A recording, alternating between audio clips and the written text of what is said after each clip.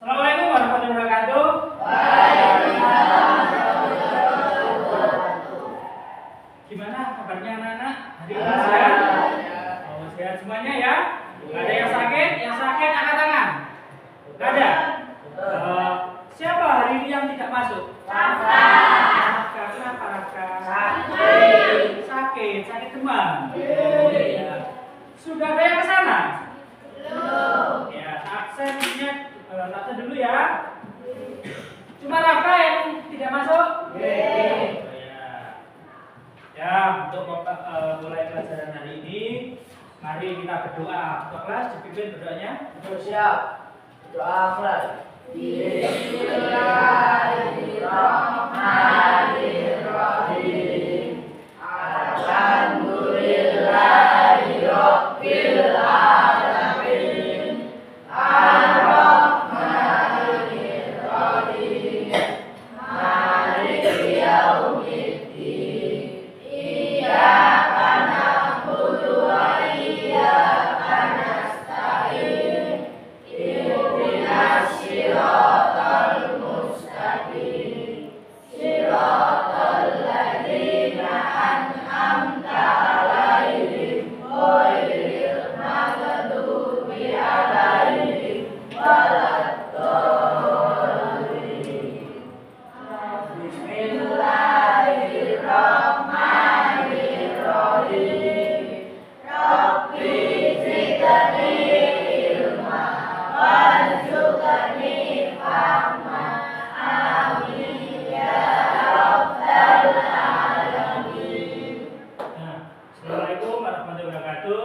Waalaikumsalam warahmatullahi wabarakatuh. Ingat ya, pelajaran kemarin tentang hardware sebuah komputer. Hardware itu apa? Perangkat keras. Di situ ada motherboard, ada hard disk, termasuk monitor yang kamu hadapi sekarang itu termasuk hardware. Terus kalau software itu apa? Perangkat lunak sebuah komputer. Di situ ada aplikasi, ada driver, ada sistem operasi. Nah, untuk kali ini kita mempelajari berpikir komputasional dan literasi digital. Ada yang tahu apa itu berpikir komputasional? Ada? Ya, ada yang tahu karena hari ini kita bahas. Pencapaian pembelajaran kita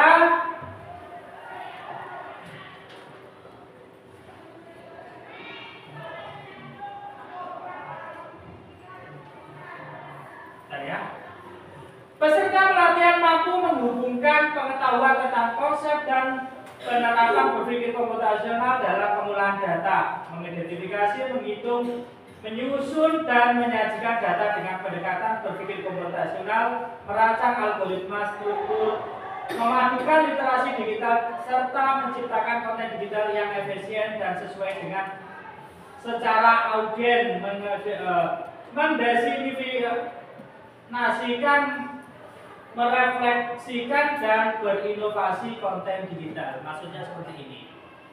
Sampai dalam membuat konten digital itu harus benar-benar sesuai. Tidak asal-asalan. Karena apa? Karena ini kan tadi itu kan terjadi literasi antara sampean dengan pembaca. Konten yang sampean itu benar apa enggak? Terus bagus apa enggak, disukai apa enggak, datanya itu benar apa tidak, hubungannya sama itu. Dan tujuan pembelajaran kita, peserta pelatihan menghubungkan pengetahuan tentang konsep dan penerapan berpikir komputasional dalam pengolahan data, ya, menghubungkan antara data-data sampai yang kamu peroleh dari narasumber itu kita dihubungkan sama pengetahuan kami tentang berpikir komputasional. Jadinya data ini layak untuk digunakan atau tidak, data ini itu benar-benar valid atau tidak, data ini benar-benar yang diinginkan oleh penerima konten atau tidak. Nah, Seperti itu. Peserta pelatihan mengidentifikasi, menghitung, menyusun dan menyajikan data dengan pendekatan berpikir komputasional. Perhitungannya, ya, perhitungannya data ini jangan seperti ini. Data-data yang cukup lama, yang sekarang itu tidak lagi viral, tidak lagi mungkin kamu gunakan, ya. Maka konten digital kamu itu nggak akan disukai oleh pembaca atau penikmat konten sampean. Sama juga penerima konten harus kamu perhitungkan siapa sih yang melihat konten saya, apakah orang-orang yang sedang tua atau anak-anak. Nah, itu juga perlu diperhitungkan sehingga konten digital sampean itu benar-benar berguna bagi penerimanya, ya. Dan menghitung benar-benar valid hitungannya itu. Tidak boleh ada celah karena untuk orang banyak itu kalau banyak opini yang timbul, ya. Ntar itu kalau tidak sesuai perhitungannya. Peserta pelatihan merancang algoritma terstruktur. Algoritma itu bahasa pemrograman. Bahasa pemrograman. Jadi tidak asal membuat konten. Ya, ada bahasa pemrogramannya karena kita kan berlatih untuk blog itu, ya, digunakan untuk membuat konten itu. Yang keempat, menggunakan teknik visualisasi data yang menyampaikan informasi dengan baik, ya. Penyampaian data informasinya itu harus baik, bukan konten yang elek, ya, nggak boleh konten yang jorok, yang bagus. Jadi penikmat konten sampai itu merasa itu ini positif, konten ini positif, perlu dibaca sehingga ntar itu kalau banyak sekali penikmat konten sampai akan terkenal. Terus akan menghasilkan pundi-pundi uang seperti itu. Karena ntar kan diupload ya di media sosial dan lain sebagainya. Akan menghasilkan pundi-pundi sampai terkenal. Konten saya itu apik seperti itu.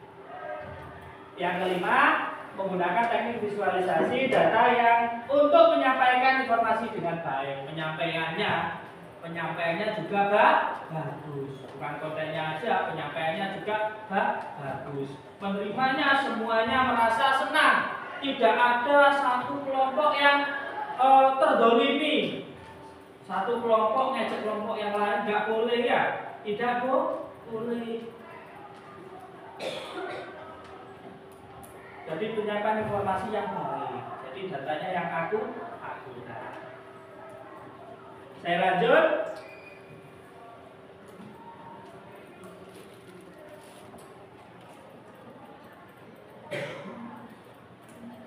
Pengolahan data dalam kehidupan sehari-hari. Berpikir komputasional adalah cara berpikir untuk memecahkan suatu masalah dengan pendekatan logis dan sistematis. Jadi berpikir komputasional itu harus berpikir secara logis, karena artinya berpikir komputasional itu memecahkan masalah dengan menggunakan komputer, ya, memecahkan masalah dengan menggunakan komputer. Sistematis itu kan di komputer itu, logis itu kan masuk akal. Jadi dengan logis dan sistematis, ya. Konsep berpikir komputasional erat kaitannya dengan pengolahan data, terutama dalam konteks dalam script dan kecerdasan artifisial. Mengacu pada definisi operasional berpikir komputasional, kita dapat mengakses secara dekomposif. Ini cara-caranya, ya, caranya. Jadi berpikir komputasional itu memecahkan masalah dengan sistematis dan logis, ya. Jadi terstruktur, nggak ada yang kelewatan, nggak ada yang kurang. Jadi contohnya ada masalah seperti ini, kita gali beberapa. Yang pertama, dekomposis.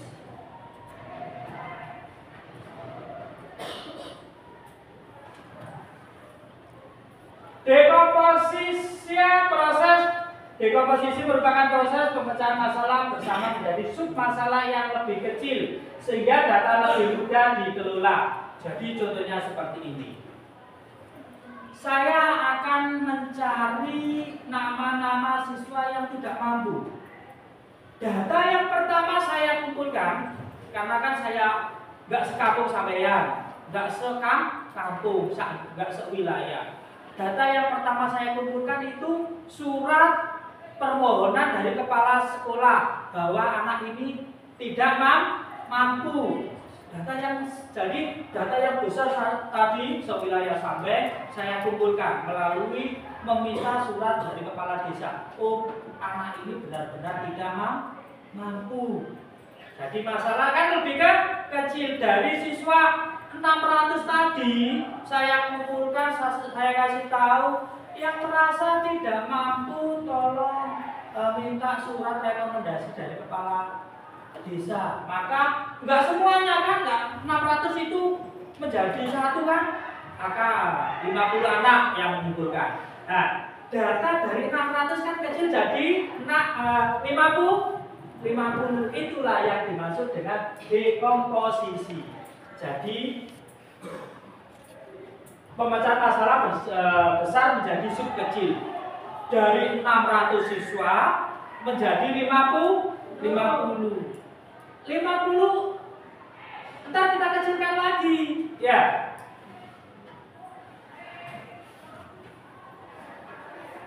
Kegiatan yang kita lakukan adalah mengidentifikasi data yang diperlukan dan sumber data. Jadi saya nggak harus datang ke kampung ini melihat sing sekolah anak SMP negeri 1 sampai itu berapa, yang nggak mampu berapa, enggak. Jadi saya cukup meminta rekomendasi dari kepala desa.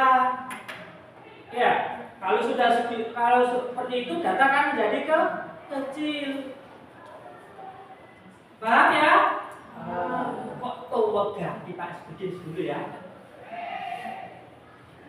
Ya. Semangat pagi. Pagi luar biasa. Semangat ya? Iya. Saya lanjut yang kedua. Pengenalan bola. Pengenalan bola. Yang kedua itu pengenalan bola. Mengidentifikasi bola bertujuan untuk menemukan tren data yang dapat memberikan informasi berharga dengan ke rumahnya. Jadi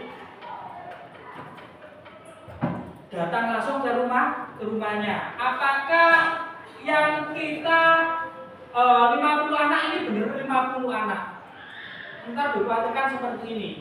Ada data yang ganda. Ada 2 data yang ganda. Jadi 50 anak tadi itu ada yang ganda. Sebenarnya cuma 40. Ternyata jadi 50 karena ada data yang ganda. Kita absen ke rumahnya. Kita datangi ke rumahnya. Kita absen satu persatu. Ya, kita absen satu persatu. Apakah ada data ganda atau tidak?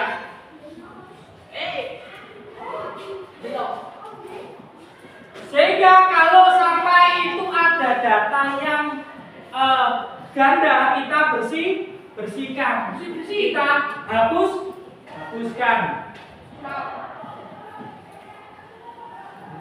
Pengenalan bola. Jadi caranya seperti itu. Kalau ada data yang ganda, kita hapuskan. Yang ketiga, abstraksi.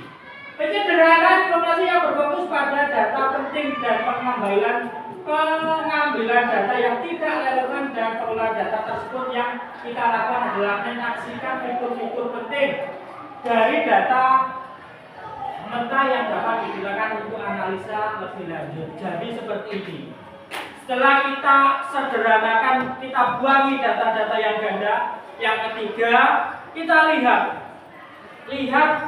dari 40 siswa ini, manakah yang layak untuk mendapatkan beasiswa tidak mampu. Jadi dengan cara gini, dengan cara melihat oh orang ini memiliki rumah bagus, kan ada di situ ada aturannya. Bapaknya aturan yang satu, bapaknya itu tidak memiliki sawah. Terus yang kedua, tidak memiliki kendaraan motor, tidak memiliki TV. Kita lihat, kita sederhanakan.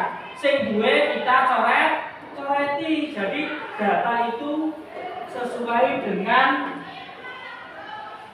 relevan dengan data yang kita inginkan, fitur-fitur yang kita inginkan. Kalau kita inginkan itu tidak memiliki mobil, tidak memiliki sawah. Yang memiliki mobil dan yang memiliki sawah kita hapus, kita hilangkan seperti itu. Ya, jadi benar-benar dari sumber yang kita inginkan, mencari 5 siswa yang tidak mampu. Setelah abstraksi yang selanjutnya yaitu algoritma. Algoritma ini pemrograman. Setelah melakukan tahap dekomposisi, abstraksi, dan pengenalan pola, kita dapat mengembangkan algoritma untuk menghitung waktu tepat berkendara dengan langkah-langkah yang sistematis. Nah, ini kita buat suatu program, ya, program dalam komputer dengan mengisi data-data dari 35 siswa tadi. Kita isikan ke situ. Contohnya seperti ini. Rafka atau Adi, ya. Adi orang tuanya tidak memiliki sawah, tapi memiliki kendaraan bermotor. Yang kedua,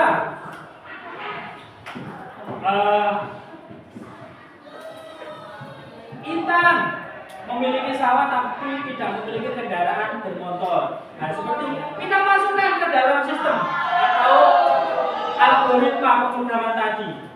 Maka apa yang kita inginkan itu akan keluar. Ternyata yang keluar itu lebih dari 5. Maka yang membuang kelebihannya itu gimana caranya? Ayo. Mungkin ada yang tahu gimana caranya? Ayo.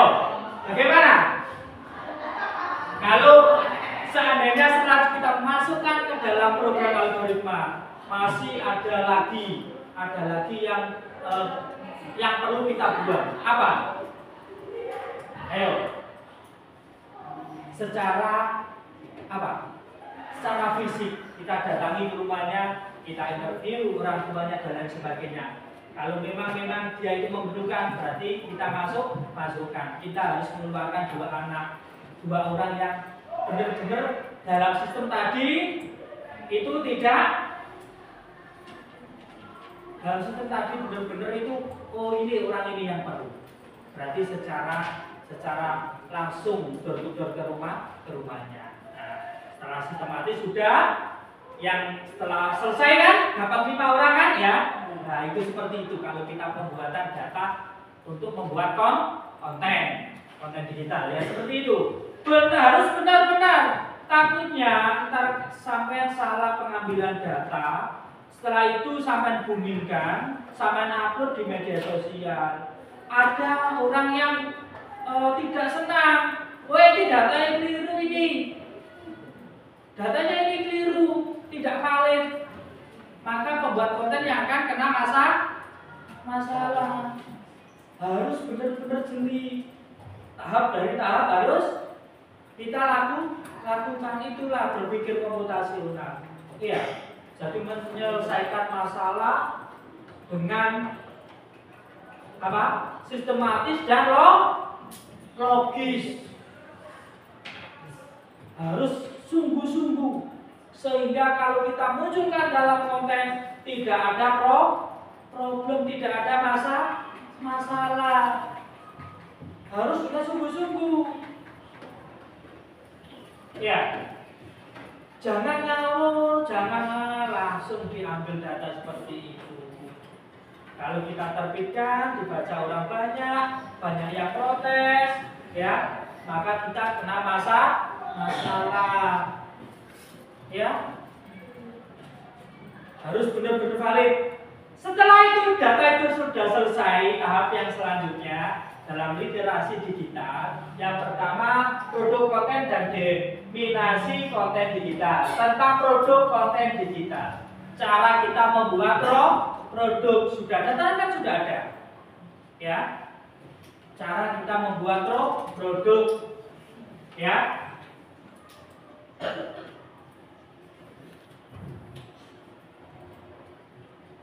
Ya, produksi konten digital. Memahami perkembangan digital dalam konteks komunikasi, maka diperlukan pemahaman dasar komunikasi, terutama unsur-unsur komunikasi, yaitu komunikator, pesan media, komunikan dengan efek timbal balik, di mana keseluruhan aspek tersebut dapat bekerja secara bersama guna menghasilkan pesan yang efektif. Jadi ada literasi antara pembuat konten dan penikmat konten. Ada literasinya, ya. Literasi yang menjadikan konten-konten ini bermutu atau disukai oleh penikmat. Jangan baik konten apa adanya, terserah atau sederhana, ya. Kita harus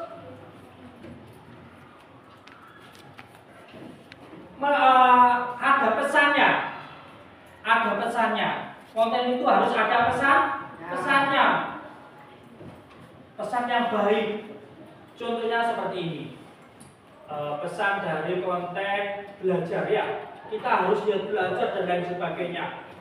Semakin baik, semakin pesannya itu semakin baik, semakin banyak penikmat yang suka, maka konten kamu akan dinikmati oleh orang banyak, maka akan booming. Ada komunikasi. Setelah kamu sebarkan konten di media sosial, ada yang ngasih pesan-pesan, ada yang komen dan lain sebagainya. Komen nggak menghujat loh, ya, komen yang bagus-bagus, ya. Kan ada komen yang menghujat itu, berarti konten kamu tidak sempurna. Maka seperti saya ada contoh, ya, membuat konten melalui itu blog itu, ya, seperti ini, ya. Ya.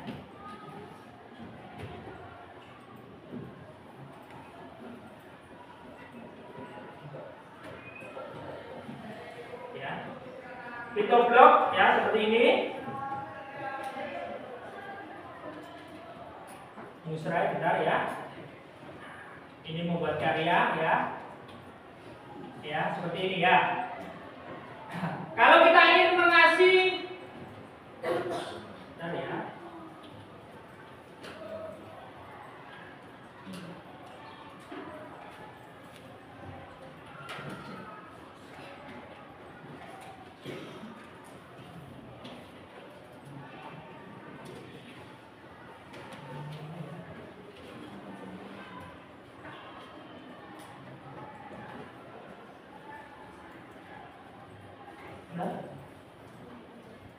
Ya, seperti ini, ya. Kalau kita ingin ngasih backgroundnya, ya,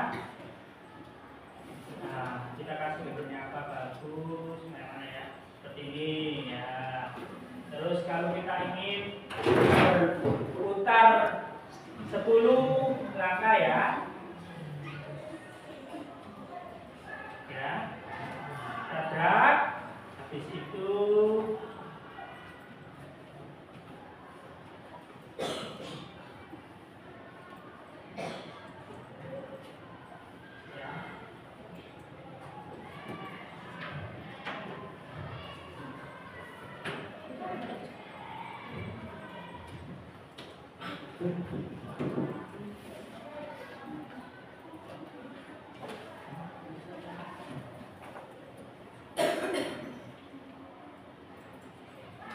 Ya, maka dia akan geser ke sini.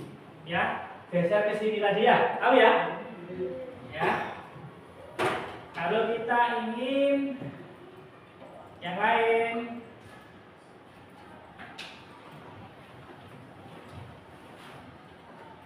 ya, seperti itu. Nah, contoh ini pembuatan konten, ya.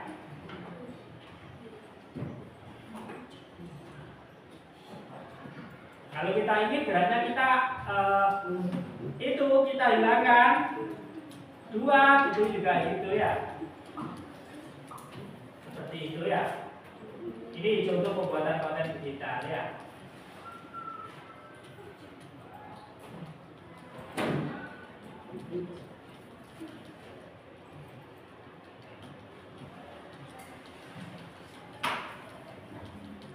Seperti itu, ini contohnya ya. Saya lanjut.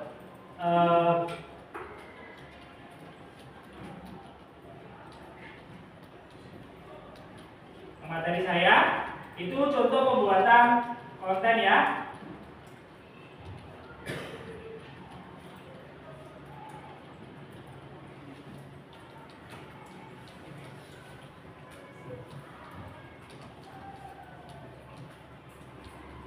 Diseminasi konten digital. Diseminasi konten digital merujuk pada distribusi atau penyebaran konten yang telah diproduk ke audiens yang lebih luas melalui berbagai saluran digital. Setelah membuat ya, setelah kita menyiapkan data, data itu disaring dengan tahap-tahap seperti itu.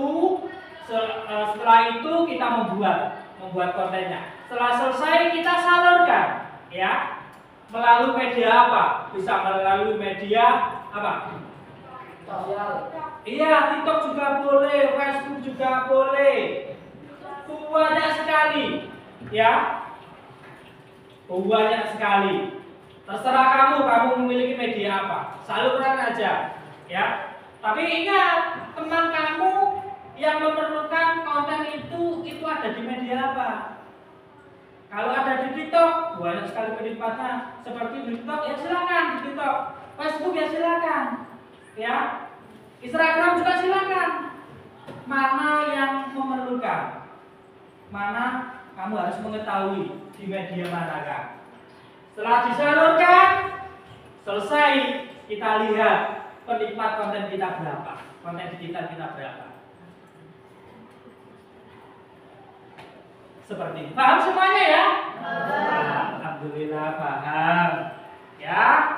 Jadi kesimpulan untuk pelajaran hari ini, berpikir komputasional adalah keterampilan penting di era digital. Dengan belajar pengolahan data dan menyusun algoritma, kamu tidak hanya belajar coding, tapi juga belajar berpikir cerdas, logis, dan sistematis. Ini kesimpulan pelajaran hari ini. Mungkin ada yang tanya? Nggak ada. Sudah pernah membuat konten? Iya, ada yang sudah, ada yang belum. Yang sudah, sekarang tugasnya seperti ini. Tugas ya untuk dikerjakan. Kerjakan sekarang ya. Membuat konten di fitur box tadi. Ya, membuat konten di fitur box, silakan berkumpul ya, regu 1, regu 2, regu 3, wes banyak air. Dan cepat ya dikerjakan ya. Ayo berkumpul, sudah dikerjakan.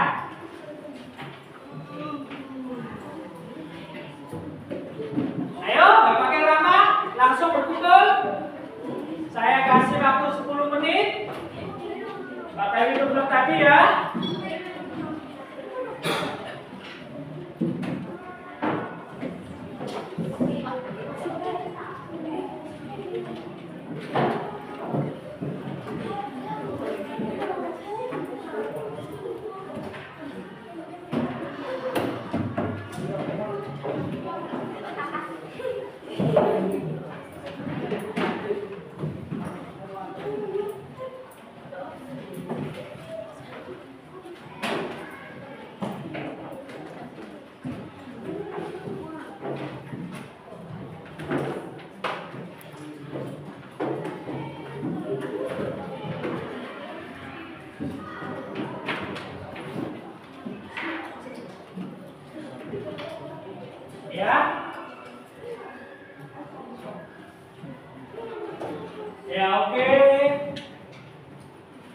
Oke. Ya. Dihitung belum ya? Di sini aja.